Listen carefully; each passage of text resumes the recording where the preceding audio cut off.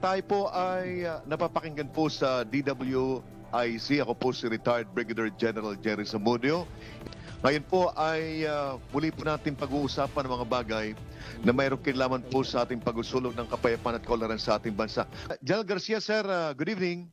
Aming pong bisita ngayong gabi ay walang iba kundi ang dating Speaker ng House of Representatives, si Congressman Pantaleon Alvarez po ng Davao del Norte. Magandang gabi po, Congressman. Magandang gabi po sa inyong lahat.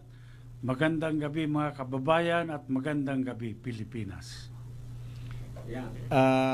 Mabuti Jerry. sir, nandito ka at pinagbigyan mo yung paunlak namin na mag-guest ka dito. Imbitasyon. Dahil ito'y Pilipinas, pinag-usapan pangkapayapaan, usapang pangkaunlaran. Sana yung mga nangyayari ngayon, it will help our country to go up.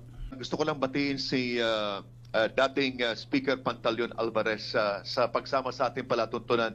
Pag-uusapan natin ngayon ay yung kaso na pinag-file ni dating Speaker Pantaleon Alvarez laban kay Speaker Romualdez at iba pang mga kasamahan niya sa Congress, at ito ay ang pagkakaalam ko ay inyong pinag-file ito Congressman sa Ombudsman, kung tama ang pagkakaalam ko. Tama po yun.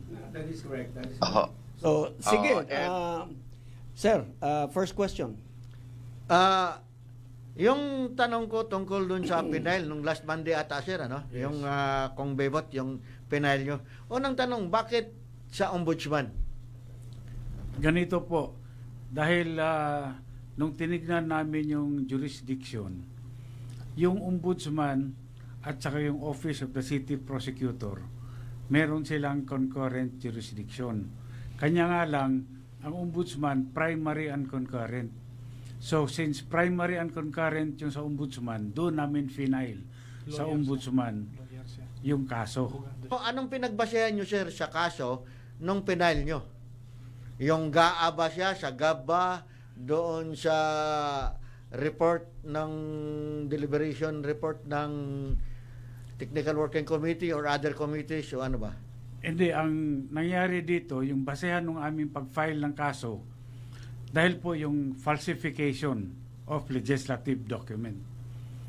Ibig sabihin, merong hindi tama na ginawa yung House of Representatives dito.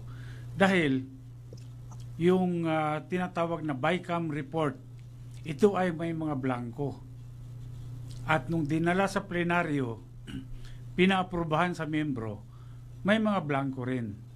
Ngunit, nung ito ay pinasok na sa enrolled bill at naging General Appropriations Bill na dinala sa Malacanang, kumpleto na, wala ng blanco. Ibig sabihin, ay may nangyaring kalokohan dito. Nung matanong ko sir, yun bang enrolled bill or bago naging enrolled bill, nagkaroon ba ng yung BICAM report, nagkaroon ba kayo ng plenary para maaprobahan yung gagawing report para maging enrolled bill na may forward sa Malacanang? Nagkaroon ng plenary, opo. Ngunit ang pinasok sa plenary, kung ano yung BICAM report na may mga blanco, yun din yung pinaaprobahan sa plenary. So, tama yung sinasabi ni Senator Amy Marcos at saka ni Congresswoman Kimbo na may mga bakante. May blanco talaga ang BICAM report. Kaya nga, kung maalala natin, nag-press conference pa si Senator Amy Marcos na kanya daw siya hindi pumirma doon sa BICAM report dahil maraming ang blanco. At ayaw niya napipirma ng may mga blanco. Si General Calonzo, meron ko magtatanong kay Speaker. Yes, sir. Mayroon akong gustong liwanagin kay Sir Bebot. But gusto ko lamang pong ibalita din sa inyo sa mga nakikinig na ang ating panahuin ay isa ring batikang abogado. Kaya baka yung iba nag-iisip, paano ba nila naisip yan? Siya po ay isa ring batikang abogado. Kaya sa palagay ko, alam na alam nila kung ano ang ginagawa nila tungkol dito at upang matulungan ng taong bayan. So itong pagkakataong ito ay ginagawa naming paraan upang maimpormahan ang ating mga kababayan. Ano po ba ang magiging ang inaasahan nating mangyayari kasunod ng pag-file ng kaso na inyong nabanggit?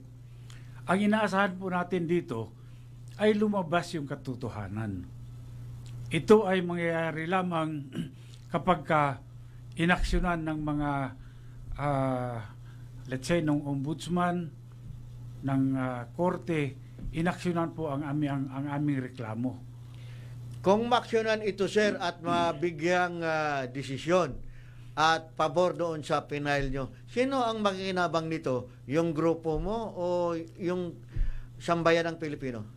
Dito po, ang makikinabang dito, walang kaduda-duda, ang sambayanan. Ang taong bayan makikinabang dito. Dahil po, sa kaso na ito, ay maipapakita natin na talagang may lukuhan na nangyari dito sa House of Representatives. At kung hindi naman natin ito tatalakayin, no? O kaya hindi natin dadalhin sa husgado, itong abuso na ginawa nila, magpapatuloy po ito at kawawang-kawawa po ang bayan. So, hindi ito, sir, kagaya ng narinig ko at in-explain mo na sambayan ng Pilipino ang makinabang nito, first and foremost. Opo, tama po. Pero bakit sinabi ng isa sa mga kasamahan nyo nung nagpa-interview sila na wrong timing daw yung pagpapile nyo? At parang ano lang ito doon sa impeachment. Gusto ko lang linawin na hindi po dapat timing ang pinag-uusapan natin dito. Dapat to ang pinag-uusapan natin dito, katotohanan. Kung ano lang yung katotohanan, yun lang yung pag-uusapan natin. Hindi timing. Kasi kung katotohanan ho ang pag-uusapan natin, wala hong tinatawag na timing. No? Walang right timing o wrong timing sa katotohanan. Iisa lang po yan. Kung katotohanan, kahit na anong oras, hindi ho magbabago ang katotohanan. Sir, yung issue na ito, nagsimula ito much earlier eh. Sino po yung nagsimula na nagbulalas ito maliban kay Senator Amy? Ito po ay... Sino ba to? Hindi po, yung... Si Duhab. yung nag-expose, ang expose nito si dating Pangulong Duterte at si Congressman Sid Ungab. Na Sila dating po, appropriations. dating Appropriations Committee Chairman. Okay. Para lang po maliwanag dun sa mga nakikinig, di may blanco po. Kung may blanco, di nung dumating sa presidente, wala nang blanco. Ano po ba ang dapat na nangyari na yun, para yun, yung mga blanco magkaroon ng mga figures? Ano po dapat ang meron silang ipakita? Okay. Dapat po doon, ang ginawa nila, kung meron pala silang gustong ilagay doon ng mga proyekto at dadagdagan yung amount, total amount ng budget, dapat to ibinalik nila sa plenaryo at doon pinag-usapan ulit, nagkaroon ng debate at kung ano man yung mapagkasunduan, yun yung magiging enrolled bill. In other words, kung ano man yung figure na lumabas doon sa GAA na pinirmahan ni Presidente Marcos, meron record of proceedings, merong discussion. Dapat meron. Yon. Wala pong ganon. Kaya kine-question natin na sino nag-fill up nung mga blanks. Opo. Tama po yun. Yun. Okay. Pero pag every time the government or even the private entities, when we discuss something that is very important, there is always a record keeper of the minutes of some other things to prove that this had been discussed and this had been put into discussion and other things. So palagay ko doon sa kongreso kung nagplenaryo, meron talaga meron yung minutes. Opo. In this particular case, sir, dapat merong proceedings. Nagkaroon ng deliberation sa plenary. Yeah, may journal. Yun. Para malinaw na hindi yung may nag-fill in the blanks. Pero bakit kung titingnan natin, hindi naman dahil natag kayong mga pro-Duterte, di ba, Kong Bibot at saka si Kong Sed. Ang inano ko lang, bakit kayo lang ang lumabas na pinapakita na yung pinadala nila, blanco talaga? Maliban lang din kay, kay isang congressman na si Raul na nagsabi na blanco din yung, Allegedly, according to him. Oh, marami ho kasi sa congressman, talagang takot sila na tumayo. Dahil nga apektado yung kanilang budget, marami hong mawawala sa kanila. Okay. Ay, yung merong nagsabi, sabi nila si Kong Bebot, hindi naman yan kahit minsan sumali sa deliberation ng budget eh. Pagkatapos ngayon, siya yung nagpapile. Okay. Tama po yun. Hindi ako sumali doon sa deliberation ng budget na yan. Dahil nasa probinsya naman talaga ako. Dahil nagkakampanya kami. Ngayon, hindi naman siguro dahilan yung hindi ko pagsali sa deliberation para gumawa sila ng krimen. At para hindi mo pwedeng questionin dahil Oo. hindi ka nag-attend. Opo. Dahil gumawa sila ng krimen, obligasyon ko rin para questionin. At obligasyon ng bawat Pilipino para questionin sinong nagkasala, sinong gumawa ng krimen na yan. So, sa palagay niyo ba, sa- matibay yung batayan natin na may palabas natin yung katotohanan na may nagkamali doon? Sinadya man o hindi? Palagay ko po medyo matibay yung yung kasong hinanda namin dahil marami hong abogado ang nag-review noon at tinignan talaga kung ito ay sapat para mag-establish ng probable cause. Okay. So, But, hindi ito ganti ha. Hindi yung ganti ito doon sa pag-file ng impeachment. Ay talaga itong kusang ginawa dahil para sa mamayang Pilipino. Oo. Pakinggan Tama po natin yan. pakinggan natin si Speaker.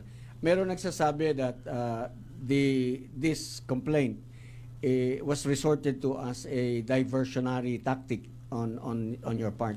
O ganyan. Tignan natin, umpisahan natin. Tignan nyo yung petsa, yung date. Kung kailan nagkaroon ng expose si Congressman Sid Ungab at saka si former President Duterte. Pagkatapos ng expose na yon, nagkaroon ng traction.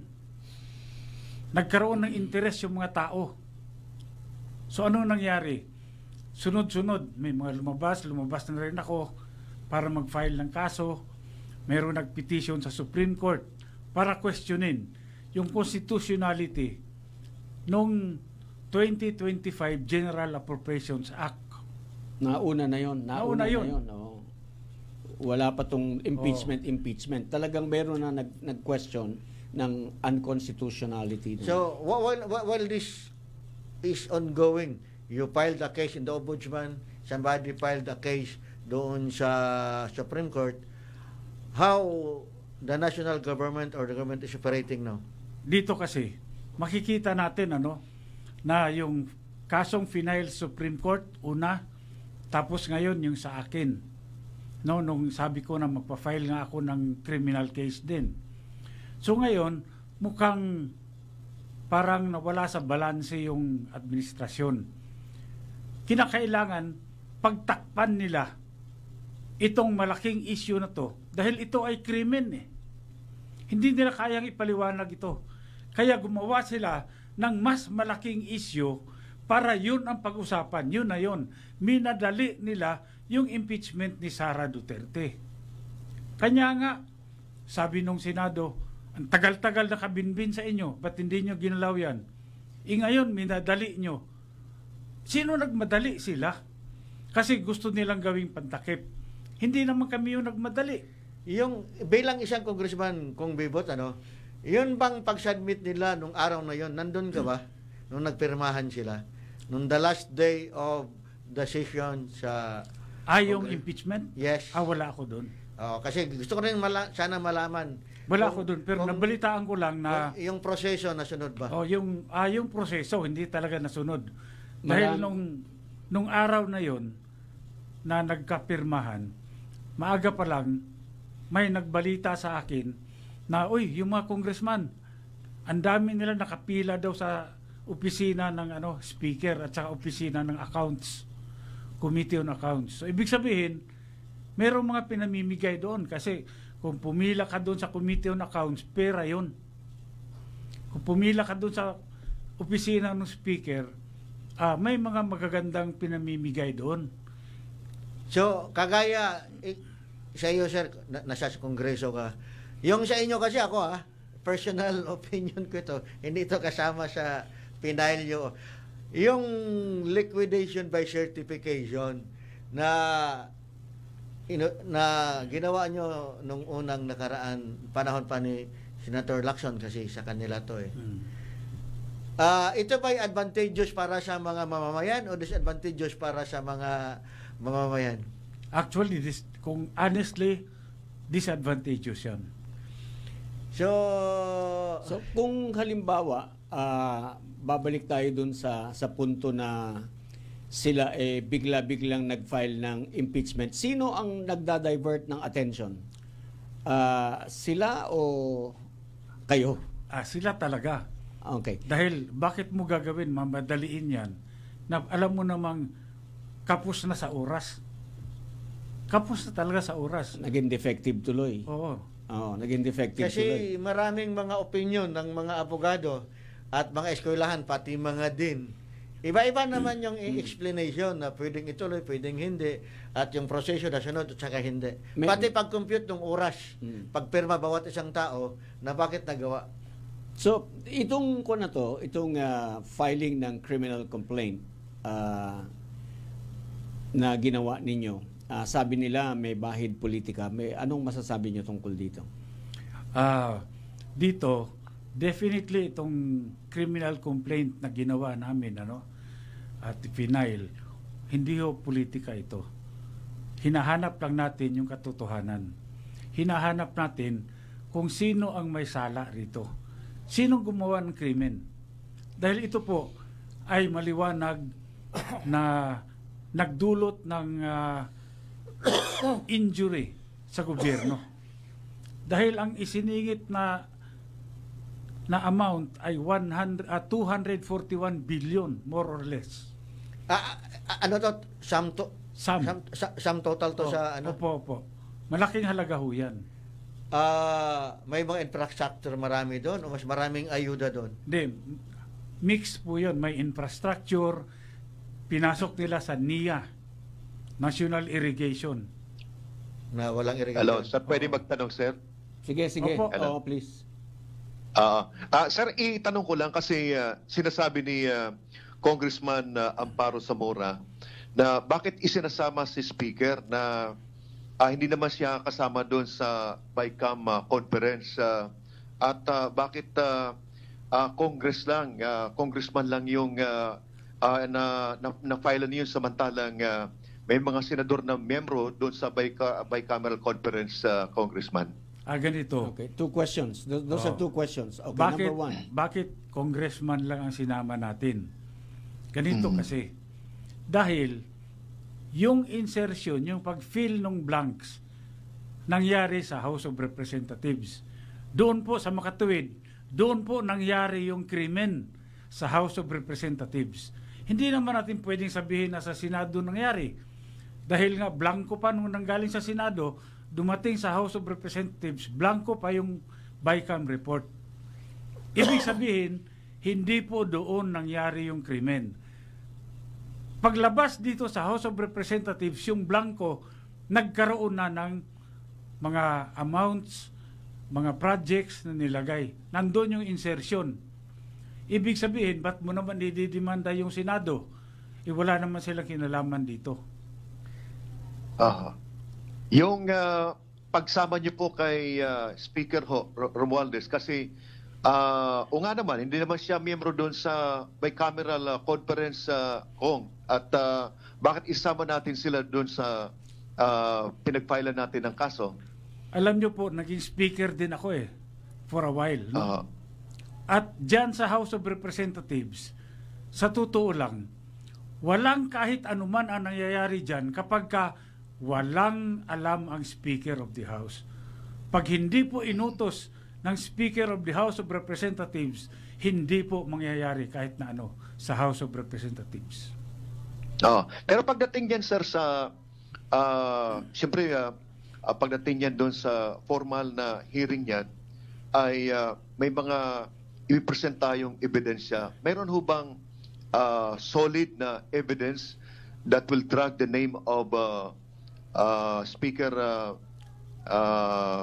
Romualdez para sila po ay talagang may sama dito sa kaso nito. Kasi ang sinasabi natin parang yung because he's the speaker, so parang command responsibility sa amin sa military. But pagdating doon sa kaso niya, sir, sa hearing, ay mayroon tayong dapat na i-present na mga ebidensya o dokumento. Meron ba kayong hawak, sir, na document na talagang magdidiin kay Speaker Romualdez? Meron po. At tandaan natin, yung criminal case kasi, dalawa yung ebidensya dyan, di ba? Documentary at saka testimonial. Kailan po, Kong, maraming salamat po. Thank you. Nandito tayo ngayon, kasama natin si former Speaker Pantaleon Alvarez.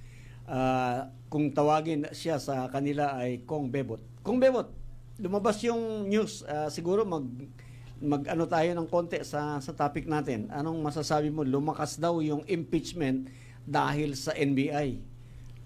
Honestly, hindi ko maintindihan paano lalakas yung impeachment dahil sa NBI na kaso. Dahil iba naman yung grounds for impeachment. Hindi naman kasama yung pag-file ng kaso ng NBI. It's actually pathetic. Kasi ang alam ko dyan, ang isa sa mga grounds dyan dapat ng impeachment, yung betrayal of public trust. Yes.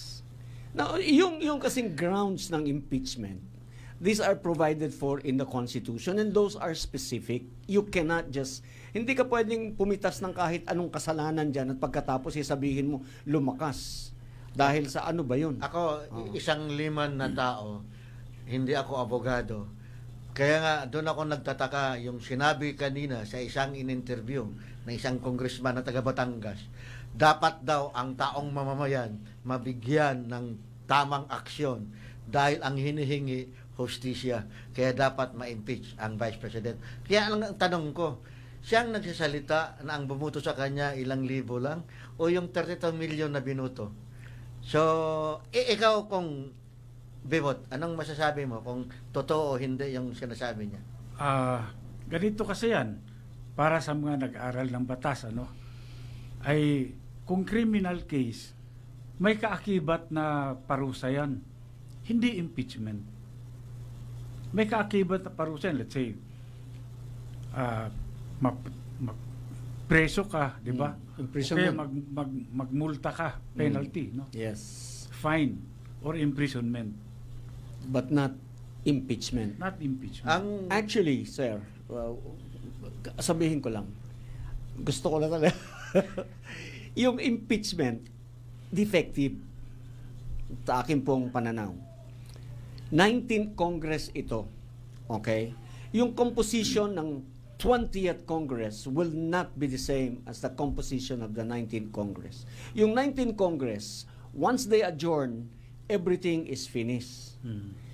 And when you resume sa 20th Congress, everything that you did not finish during the 19th Congress, you will repeat in the 20th Congress as if filed for the first time. In other words, pag bukas ng 20th Congress, walang impeachment dahil tapos na yung kanilang ginawa. Hindi naman pwedeng i-carry over kahit hinabol mo ng last day tapos hindi pa na-take up sa plenary. Defective po. Hindi yan uusad. That can be questioned on constitutional ground. I'm telling you. Kaya nga sabi ko, pag layman ka, nanood ka ng mga other lawyers. So kaya nga yung biruan nga natin sa serbisyo nung una the world was so peaceful until the lawyers came in. So, maraming mga ideas, school of thoughts, sana sa akin lang para sa Pilipinas. Kaya balikan ko si Kong Bebot. Sa impeachment ngayon, sa mga haka-haka, sa mga sinasabi, at saka sinasabi nila na tulit the hero ka, ngayon ka lang nagreklamo. Sa palagay mo kaya tama yung sinabi ng isang congresswoman na yon na sana noon ka pa nagreklamo, hindi ngayon. Hindi naman mababago yun. Kung nagreklamo ako noon, nagreklamo ako ngayon. Dahil yung commission of crime, perfected na eh. Wala na akong mababago doon. Nangyari na yung krimen.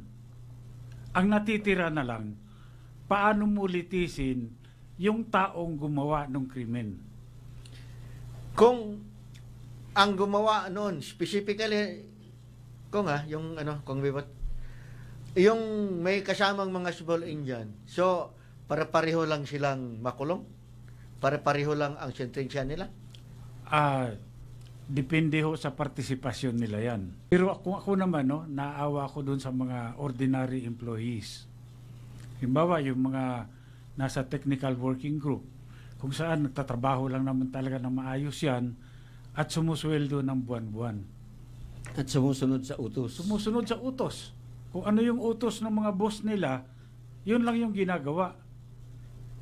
Ngayon, as a suggestion, pwede naman yan pag sinama sila sa demanda. Ang defense, the best defense is the truth. Wala na pong ibang pinakamagaling pa sa katotohanan. So, bantayan natin. Baka tanggalin sa mga trabaho nila ngayon. Okay. Si General Calonzo may tatanong. Yes sir, meron akong gustong itanong pa rin tungkol dito sa ating criminal case na na-file. Kasi medyo nagiging mainit ang usapan tungkol dito sa kasong inyong i-file. Ngayon, ang gusto ko lamang malaman bilang isang sumusubaybay na mamamayan, kung ito ay mabigyan ng konsiderasyon, halimbawa, nanalo kayo sa kasong inyong pinail, what will happen to the 2025 national budget? Ganito po yan. Yung kaso na final ko, kasama yung ibang complainants, criminal case yun. So pag nanalo kami, ibig sabihin, makukulong yung aming inaakusahan. Makukulong yung mga respondent. Oo, makukulong. Yung question mo is pertinent doon sa action na final ni Kong Ungab Sa Supreme Court, questioning the constitutionality of the budget. So, walang relasyon yung criminal case nito sa national budget ng 2025? Not directly related. Not directly. Kanya lang, since merong pending na petition sa Supreme Court, kung saan kino-question yung constitutionality ng budget, pag yan nanalo, ibig sabihin, hindi pwedeng ma-implement yung ginawa nilang budget ng 2025. Yung General Appropriations Act ng 2025, hindi po pwedeng i-implement yun. So ang epekto nun, magkakaroon ng reenacted budget. So habang reenacted budget yung sinusunod, dadaan ba ulit doon sa proseso na magagawa ng panibagong budget for 2025? Ang paggawa ng panibagong budget, isang opsyon yon, no? Pero kung halimbawa hindi gumawa ng panibagong budget, automatic yung reenacted yung budget ng nakaraang taon. Paano yung mga nagawa na sa dating sa budget ng una na reenact? Sa reenacted budget, MOOE lang yon. Para masiguro natin na yung function ng gobyerno hindi po mahihinto. So yung mga bagong na-hire sa 2025 hindi masweldohan? Masusweldohan. Kasi MOOE yun eh. Okay. Pero yung mga projects, infrastructure projects, yun po ang hindi pwedeng ituloy. Paano yung mga gastusin sa commission election ngayong darating na halalan? Sa midterm election? Problema ho ng Malacanang yan. Saan niya kukunin yun?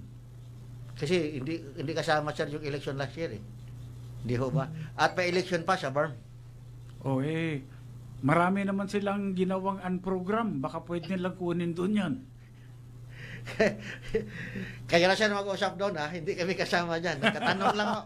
At sa amin dito, yung sa up dito, para lang sa bayan at para sa Asenjo. Kasi kagaya namin, halos kami, mga retired na kami. At sana, ang akala namin, ang Pilipinas, aasenso na. Up na nga eh. Ang problema, mukhang hindi tayo tumataas. Kaya nga, nandito ka ngayon, tinatanong namin na kung manalo ka, dapat ang panalo doon, yung bayan. Hindi ibang bayan. Kung hindi bayang Pilipino, tayong mamamayang Pilipino. Definitely, sir. Definitely, mamamayang Pilipino yung mananalo because we will hold accountable those who tried to make a fool of the people. Kasi nakakatawa kasi other congressmen claiming about they are responsible for the welfare of the people and everything, and they're talking against to somebody who were voted 32 million and about thousands only. And then they're the one imposing na tama ito kasi gusto ng mga taong ma-impeach siya, yung mga ganun. Sa akin lang, ba't hindi sila naniwala doon sa Iglesia ni Cristo? Talking about the Iglesia ni Cristo na maganda ang ginawa, na itigil natin to para ang mamamayang Pilipino makinabang at magkaisa tayo, pero biglang nagbago. Bakit kaya, Kung Bebot?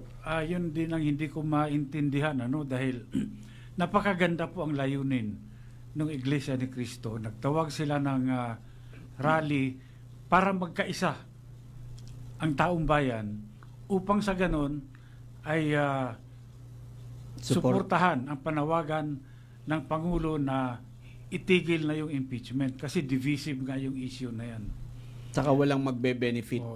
Walang hindi magugutom because of the impeachment. Sir, bigyan natin ng pagkakataon si General Zamudjo. Baka si Jerry merong gustong itanong.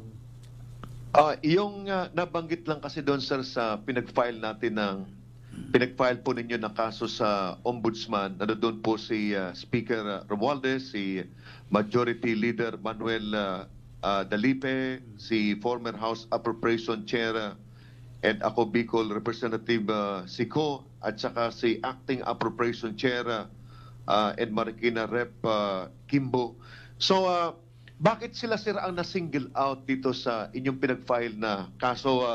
Unang-una is mga ilangan talaga ito ng mga substantial na documentary or kaya mga ibang ebidensya na maipipresent ninyo para talagang mapatotohanan nyo yung kanilang culpability. Like for example kay Majority Leader Dalipe, sir, bakit isinama nyo po si Congressman Dalipe ho?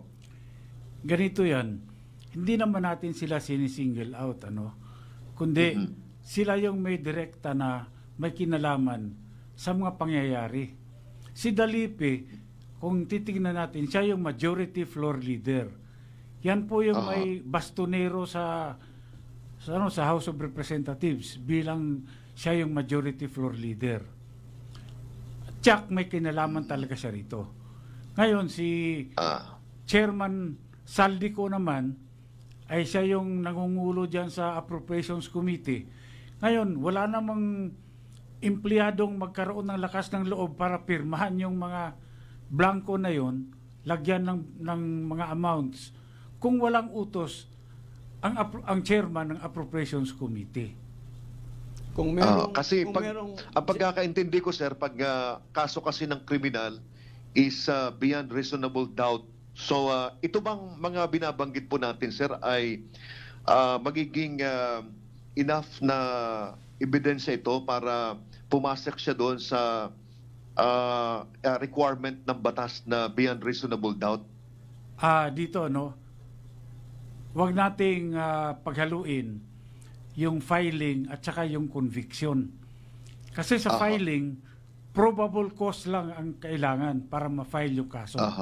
Ngayon, yung sinasabi niyong proof beyond reasonable doubt, yan po ay epekto na yan ng hearing sa husgado. Doon po lalabas yung mga ebidensya at lahat po. Ebidensya rin na yon, yung beyond reasonable doubt. Sir, meron lamang akong gustong itanong at minsan tinatanong ako ng aming mga kasama. Mainit ang issue tungkol dito sa ating katiwalian na nangyari sa pagpapalabas ng ating 2025 national budget. Ano po ba ang dapat na gawin ng mga ating mamamayan? Anong maitutulong ng ating mga mamamayan upang mapalabas natin ang katotohanan ng ating hinahanap at mapanagot ang mga may kasalanan? Malaki po ang magagawa ng mamamayan. Unang-una, kinakailangan, lalong-lalo na ngayon, darating yung halalan, kailangan huwag kayong pumili ng mga tiwaling opisyal ng gobyerno. Piliin yung mabuti yung mga kandidato. Hindi yung basta sikat, basta mayabang, basta may pera, ay iboboto nyo na. Piliin yung mabuti. At saka kailangan sinimulan nila back-upan ng mamamayan.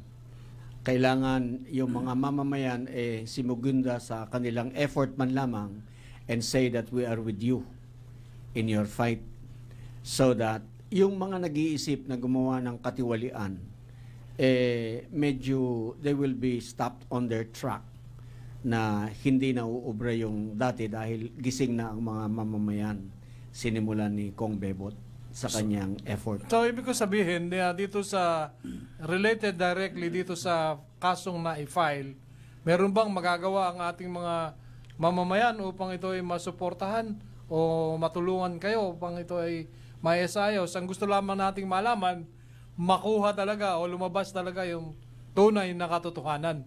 Hindi pinag-uusapan dito kung saan kang panig ng politika, kundi ano ba yung katotohanan?